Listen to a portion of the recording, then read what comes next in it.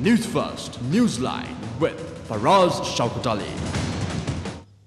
And a very good morning to you, indeed at top of the morning to you. This is Newsline, live as always from the Newsfirst studios in Dawson Street in Colombo.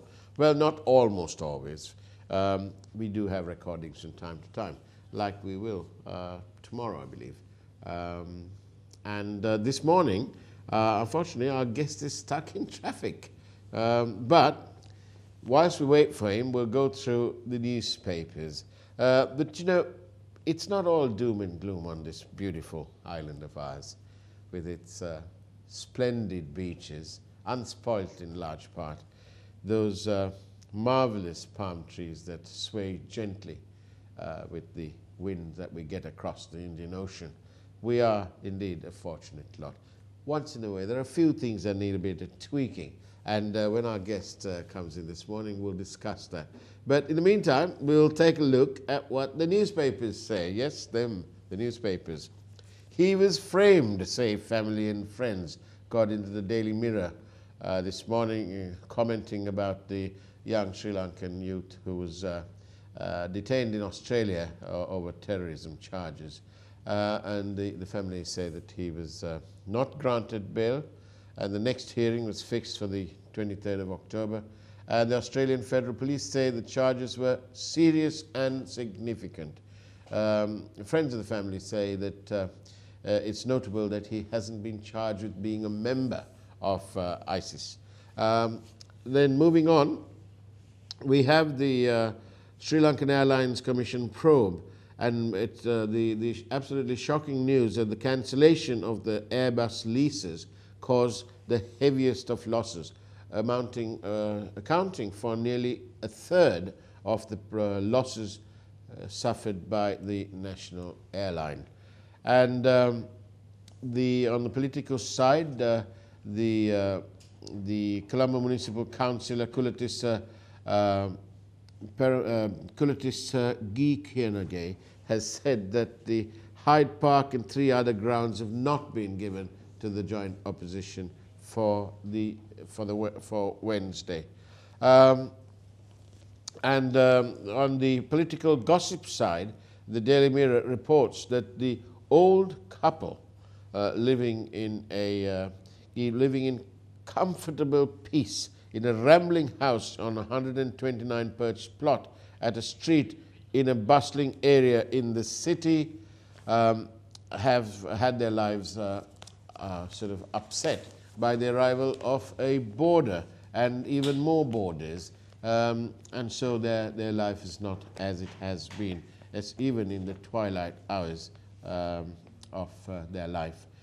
Now then, on the further report in the Daily Mirror says that Johnston Fernando and 2 others were remanded, and Johnston Fernando, of course, the former Minister of Cooperatives and Internal Trade, and they were remanded till the end of the case, in which they are charged with misappropriating state funds belonging to Satosa in the run-up to the elections in the Northwestern Provincial Council for 2013. One of them is his former chairman of Satosa, and the other is former Minister Johnston Fernando's secretary. And on the weather front of it, it's the Daily Mirror is reporting that the sun is directly over Sri Lanka, thereby explaining the heat. And the Prime Minister says that there is a proposal to set up Police Crimes University, and that this will be before the Cabinet of Ministers soon. And if we have a look at what's going on as reported by the Island newspaper, and their lead story is that the joint opposition demands the opposition leader's post and turns down an invitation to join a delegation to New Delhi.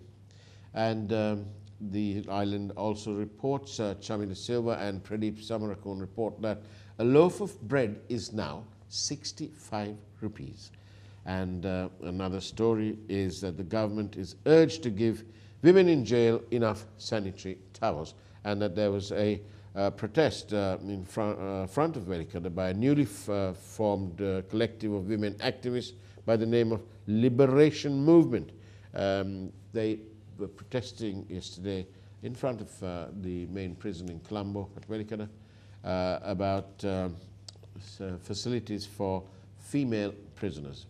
And it's also the front page of the news that the Sri Lankan Airlines penalty for cancelling the Airbus deal accounted for 33% of the airline's losses. And I think we need to go. Sorry, one more story here. Front page of the Island. The government is probing the deaths of those wild elephants. 7 of these unfortunate elephants were literally drowned when they stepped on some quicksand. And I think yesterday they were recovering the bodies. And on that note, we shall go for a short break. And we'll be back soon after that. Don't go away. This is Newsline. We'll be joined by our guest, who will be Mr. Vidura Wickremanayake.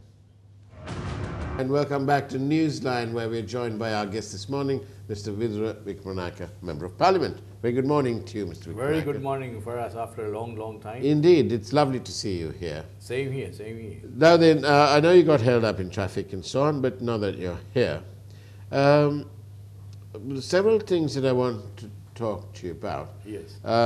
One of the papers yesterday said that the use of temple trees for the wedding of a cabinet minister's son is evidence of a growing sort of impunity and an erosion of due process and so on. That this is one matter that, according to them, that this is highlighted. What's your take on it? Is it all right for them to do these things? What's the message that's being sent out here? And the second point, the same question from one of these views, is that how can the Prime Minister, as the leader of the United National Party, how can they have party meetings at temple trees? Isn't temple trees a matter of, isn't it a national thing? Yes, Mr. Faraz, this is what we have to take very, very seriously, because temple trees is supposedly the official residence of the incumbent president, Prime Minister. Yeah. So therefore, I feel that having personal, private functions is not, it's not supposed to be. And especially being the official residence of the Prime Minister, it shouldn't be done. It shouldn't have been done. Well, he could have invited them to the temple trees, or if they wanted him to be a witness to the marriage, that's all. He could have done that. But not having this gala function, everything boils down to, now let's see what are the problems that has been solved in this country. So wherever, from every strata of this country is disgusted about what's happening and about the performance of the government to mitigate and to solve the ongoing problems. So the main reason is that nobody is competent enough to solve these problems from top to bottom. So now they have no problem. They cannot solve these problems. They have no action plan. The only thing they can do is these type of things. Yes, but how can they have a party meeting in a place that the people fund for the Prime Minister? Surely one must have a clear separation of responsibilities and powers between that of the Prime Minister, which is state, and that of the leader of your party, which is your party thing. You can't possibly mix it. In a way, you are correct. But on the other hand, well, this has been practiced even when Mr. Mahinda Rajapaksa was Doesn't make it correct, no? Yes, but this government came into power with a slogan of good governance. Good governance. So it's even more insulting to the people then. Yes. So they should practice what is correct, what is right. But are they practicing? From the very time, the very inception of this government, March 2015. Yeah. May I take your memory back for us? What happened in this country about the bond scam? Yes, in March 2015, we had 17th of March, we had the Prime Minister come and make a statement in Parliament. He used the sanctity and the privilege of Parliament to make a statement. Yes. He named 5 businessmen. He also said he made claims which to this day he's been unable to substantiate. And that was that he changed the system of awarding the bonds because he was told that there was corruption under the previous administration, and that this is what primary dealers told him. That was his little exit clause. And up to this day, neither he nor these so-called, perhaps imaginary, primary dealers who told him this haven't been able to prove jack about it. Absolutely nothing. Not one thing that the Prime Minister has said has been proven by him and his team. Definitely, definitely. That is what I say. They don't have an action plan. They don't have the knowledge, appropriate knowledge, or to solve the problems of this country. So what they do is, they will do what day-to-day business they will attend to. You know, under the Rajapaksa administration, Navi Pillai, at the time the UN High Commissioner for Human Rights, said that she was concerned that in Sri Lanka there was a growing sense of authoritarianism. Now, to me, it appears that that is not gone away, that authoritarianism is still here. Because, Mr. Vidura, if you remember, when the unfortunate Ravi Karunanayake was forced in a way to go and sit in the back benches, Mr. Wickremanayake parked him at Temple Trees. Again, that was not a state function. I don't know, do you think that you obviously have met Mr. Wickremanayake more than I've never met him. But do you think... I see him, I don't meet him. Okay, but do you think that when you see him, do you detect some sort of one track out? Because he doesn't seem to be able to distinguish that Temple Trees is not his personal property. He is merely the current occupant. Yes. So same thing applies to the country as well. Yeah. We are, all of us, say Yeah. the 225 members of the parliament, Yeah. we are the caretakers of the country, not the owners. But as you said, these people are behaving as the owners. So this is the whole problem. Do you know? I'm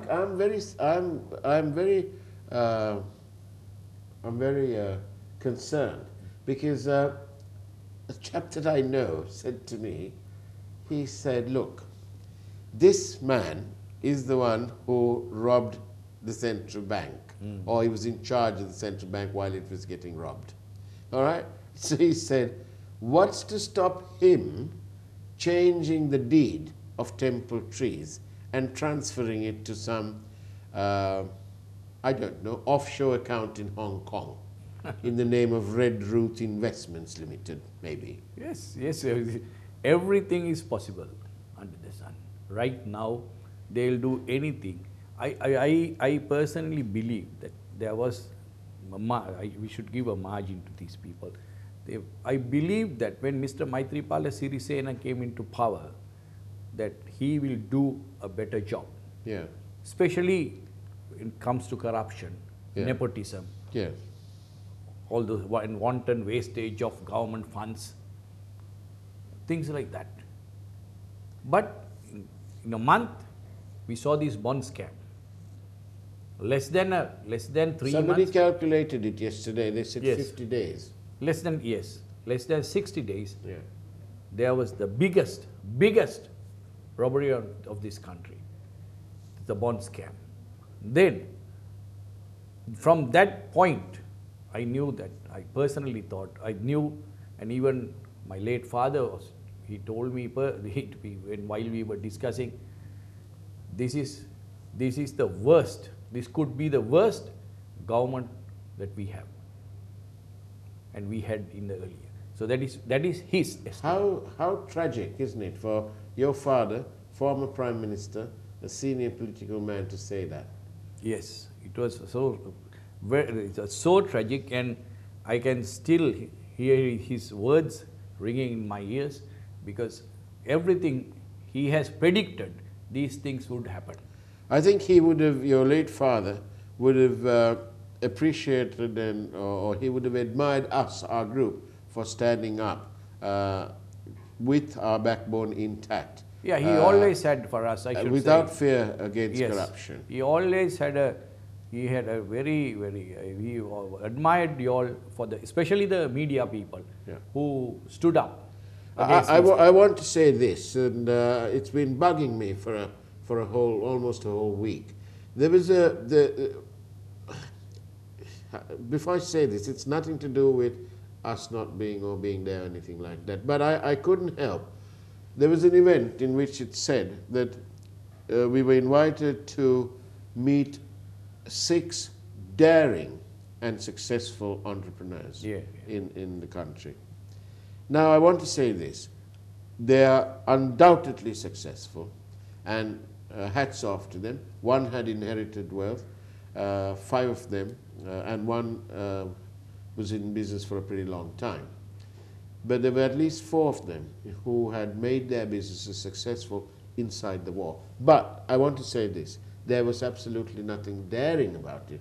They were good business people. But the person who's most daring, unfortunately, wasn't there. And I think what is daring is when you take on the government of the day and hold them accountable day in and day out, like we do on our network.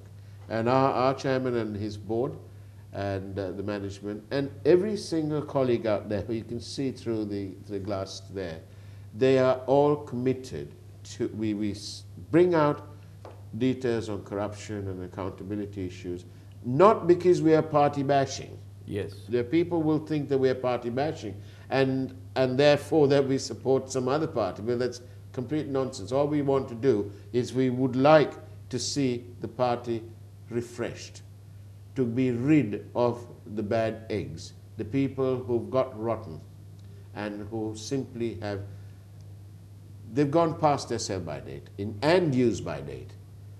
And that's all it is. Yes, for us, we really salute your efforts and your colleagues' efforts, and also the chairman.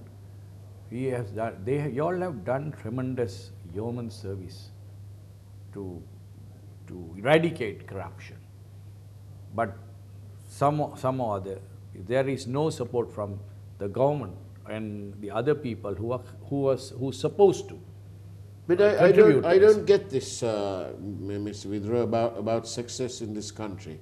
Our chairman, largely responsible for, you know, by 1983, they were very comfortable and successful and on top of their game. And then overnight, we were burned to the ground. 6 of the factories had all gone down the pan. And today he's back again, bigger and better. And so he's done it twice. Most people do it once, if they're lucky and if they're able to in their lifetime. He's done it twice. Yes. And so I think there you go, that's daring for you. And as far as our media is concerned, there's no compromise. We are after the truth and we will get to the truth. But Mr. Vidura, it's nearly 4 years. The elections are just around the corner. What do you think? If you can be balanced, what can you honestly say that this government has done that is of lasting benefit to the people of this country? The bread's gone up, the taxes have gone up, the coconuts have gone up. You know, I can go on the list, but you tell me. Now you want my honest opinion? Yeah. I can cite only 2. One is the ambulance service. Right. They had. Yes. They have. And Mr. Veera wants to know why we've got it, but the Indians don't have it, and they gave it to us. Yeah, well, that's all water under the bridge, I should say. Okay. And the other one is this Moragahakanda. Right, the water project. Yes. So other than these two, I don't see any other project or any other some other move to recharge the batteries of this country. Yeah. And to make this vehicle run. No, nothing. It's idle. This vehicle is idle. It's nobody can repair it. It has come to that state. And mind you, for us, with the loans that they are taking up, they have blaming Rajapaksa regime for this, for loans, and we have to take loans to repay that. But where is the production of this country? Agriculture or the industries? Where is the production? There is no contribution from these areas. The Prime Minister always say, even 2 days before he was staying somewhere in Padiyatala or somewhere, that once the Mattala gets going, you all be better off. We heard this in 2003. And even at the 2004 elections, we heard this same note. So where is the development that they promise? Is it too far for the promised land that they are thinking of, or what they are showing us? No, I don't think that's no concrete action taken by these people. These are I told you this government is a headless creature. Wow, a headless creature. Yes, with maybe about 100 legs, a caterpillar without a head, decapitated. What will happen? One of my viewers is asking us that he'd like to know a few things accomplished by the MR government, but I don't think we need to go down that. For us, let me first ask you a simple question. You and I, we have been discussing about a lot of things about the country, about the people. Now let me ask you, who is the leader of this country? Is it the president? Is it the Prime Minister? Or is it the Minister of Health? Or is it Malik Samaravich? Oh, yeah. Who is taking decisions in this country? Decisions in favor of the people and in favor of the country. Who is taking who is responsible? Nobody. That's true, actually. We have great respect for the Wickremanayakes politically. Somebody's saying, can you please tell us who paid for the wedding function? I think it's a bit irrelevant. I think it's a bit irrelevant because now all they'll do is sweep everything under the blessed carpet. The carpet at Temple Trees, especially in the Prime Minister's office, must be very thick indeed. Thick and big. Bigger than Sri Lanka. Bigger than Sri Lanka and thicker than the best Wilton carpets there are. So, that's the thing. And no matter what he does, the people have made their mind up. And they know, because he's just done nothing. And up in the north, we have Mr. Sumandiran, who is claiming sometimes to not know English or Sinhalese, and when he speaks it perfectly well. Because remember that Mr. Sumandiran did his part too to delay the bond proceedings by insisting on the Tamil translation in Parliament. It was a bit pedantic, really. It was unnecessary. And then he did, it is right, he did go and represent somebody involved, defended somebody, presumably for payment, but he did so as well. And that's not wrong. It's a bit like the Prime Minister saying, there is no evidence of wrongdoing, and he kept Mahendran. So I'm saying the same thing, but this time to Mr. Sumandiran. There's nothing wrong, but it smells. That's what we're saying. True. But what, Mr. Vidura, what can the people do? It's frighteningly close to another election. And they've got Faisal Mustafa, the leading he's got a master's in procrastination. What can the people do? Well, right now what we say is the people to rally around. I don't say it Rally around to who? Yes, that is what I'm about to say. Out of all the leaders so far for us, we have 3 leaders in the country, national leaders: the president, the prime minister, and Mr. Mahinda Rajapaksa. And only for me personally, there should be, I don't say that there should be light at the end of the tunnel. But right now we are in the tunnel, but we cannot see, it's pitch dark. But who can shed light? By the performance in terms of the country and in terms of the people is Mr. Mahinda Rajapaksa. That's all, that's my personal belief, right now. Right now. That there is a growing concern that might happen. But there's concern that might happen because because of his inaction in terms of what we call the national question. There are allegations that the armed forces acted arbitrarily and out of international rules. And after all, Mr. Vidura, if there's nothing to hide, why not have an upfront, open investigation? Who cares?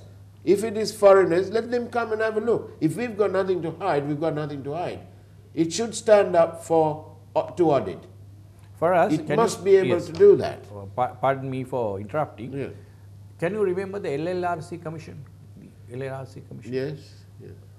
That is what he should have done. To implement the recommendations, not all, but some of the recommendations of LLRC. And it is no wonder that the minorities voted heavily against him. Yes. Because they were shocked after what happened in all these other places. Apart from what happened in the north, there were other places like in Berwala and Alutgama and so on. Yes. They frightened the life out of them. That was a real backlash on the government. And some of the, I personally feel that some of the government officials and people were behind that. We really mustn't miss the bus. We must have, please, Mr. Vidura, on behalf of the people, please make sure, do what you can to debate the bond matter in Parliament. Yes, we shall. We must do that because it is imperative. It's absolutely imperative. Somebody says here, I have the greatest respect for your guest, but how can you say MR about MR when all his projects are failures? It's put us in a huge debt and these are failed projects. No safety for the people they disagree with, and it's all gone down the drain. Different people have different perceptions. Yes. Different views. Yeah. So that was my personal view. And I don't say anything bad about that as well. Yeah. Because he has the right to his own view. Somebody's asking, will you consider the leadership of NAMA? I don't think it is. Has it come up before It's not us? a question. It's not a question to deliberate on. Right. We have better things to talk about. Indeed. And right now, of course, there are some places where some people voicing out about other candidates or so-called candidates. But this is not the time. It's not. This is not the time. Let's try to cross the river once we reach it. I think the most potent statement has been that we need a political overhaul of this country. Definitely. We need a major service. Yeah. For us, I don't know how you will take this. I believe a constructive dictatorship should be installed in this country. Well, we're going to have to debate that perhaps on a longer program, maybe on a program like Face the Nation, where we have more time. But Vidura Wickremanayake, we have the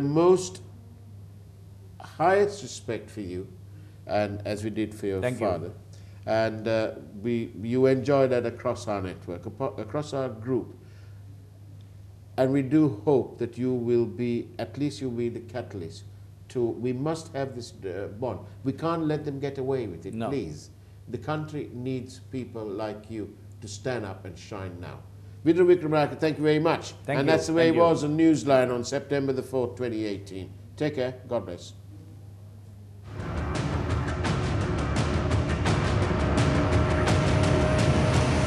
News First, Newsline with Faraz Shauketaly.